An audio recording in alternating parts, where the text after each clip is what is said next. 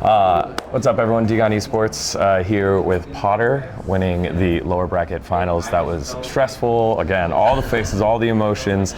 Kind of just talk me through this whole roller coaster of a series. It was extremely stressful for me as well. I definitely think we should have ended that series in the third map. We definitely had all the control and everything we needed to close it out. Pearl, it's just one of those maps that, I don't know, we're cursed on it. We got 13-0'd by Loud on it the last time, and I don't know if that sort of pressure started creeping into all of our minds, but we definitely fell short a little bit. I'm glad, though, that third map set us up for the fourth and fifth. We stayed in it till the end at least, and, you know, those kinds of, that effort means a lot in a best of five. Absolutely. Well, in the post-game conference, you said something that I thought was fascinating, and it's always a term I've heard negatively, but you said it's a double-edged sword. It's playing not to lose, right? You're playing to, what is it, minimize mistakes or something like that. Playing not to make mistakes and how that can be detrimental. How is that positive for you guys? Because you said you try to play perfectly every time, but that's not what happens. How is that a positive for you, and how do you think that shook out in this series?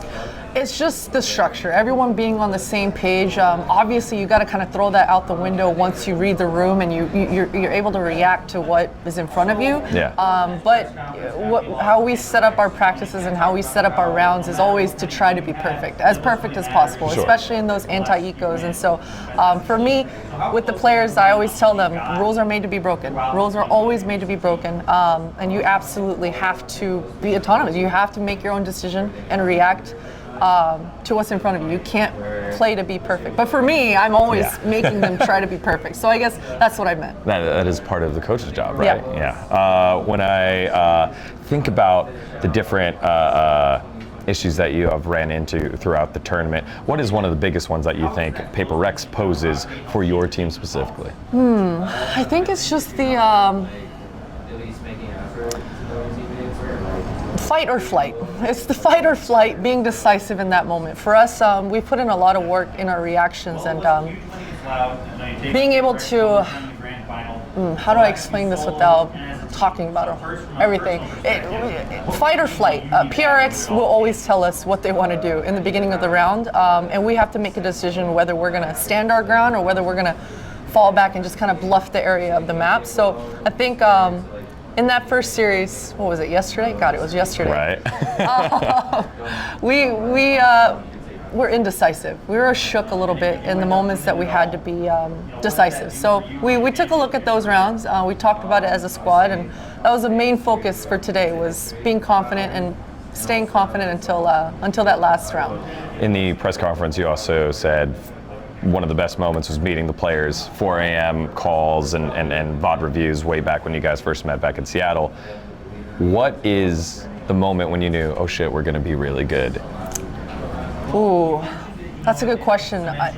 There were many moments throughout this 3 years that I got that feeling. And with each iteration of the roster, it was a little bit different. You know, the kinds of problems or the kinds of things that we worked on as a squad was so different back then, even with the 3 players in Corbin, Jaw, and Boosie. I mean, in 2021, we were working on holding angles, AD. Like, there are so many different problems that we worked on as a squad. Don't crouch there. Wide, like small micro mechanical stuff. Now it's very much just macro. It's very much about the whole general game plan and letting the players have a lot more freedom because we're there as a squad. I would say the last time I felt like, okay, we're actually gonna fucking do this was a few months ago during scrims in practice. I just started realizing we are way ahead of these teams that we're practicing against. Like, the kinds of mid-rounding problems that we had as a squad was just completely different. Each step of the way, with the info that we're giving each other, we were just ahead. It's pretty clear that you could see that in our practices. So I was feeling very confident starting about like 3 weeks ago. Couple more questions. You know that player or coach camps are a thing. How aware are you of every single time? Like, it's now like a fan favorite thing that people look forward to see what's Pod's reaction to this clutch or this, eco. I don't look at the camera at all. Like for me, yeah, and it's crazy because I've been on broadcast talent. I've been around cameras for like since 2006 in esports and things, but I'm just not a camera person at all. Yeah. So even if I'm on the desk, working an event or anything, I literally never stare at the camera because that's the only way I can do what I do. But no, I think it's cool. I look really silly in all of them, but you know what? Whatever. I mean, yes, it's silly, but it's endearing. Everyone loves it and supports and feels the same thing that you did. You get to be the embodiment of how everyone else is feeling. Last question here. You're really good at keeping it brief. You're really good at kind of making like a phrase or keeping it concise. That's what it is. What does winning tomorrow mean to you? I say, yeah, and then I ask a really hard question. No guidance. Good luck. Man, and allow yourself to feel it because it's not going to change how you're going to perform. You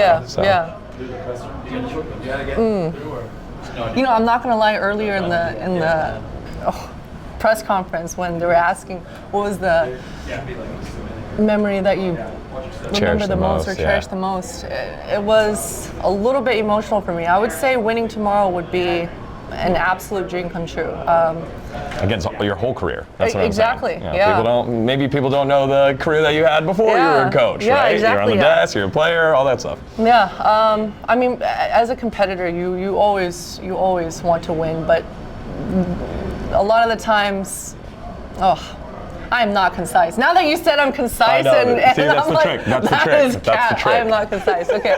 Well, it would be a dream come true. I can't even put it into words. It would be something I've been working for 20 years, and yeah, it would be amazing.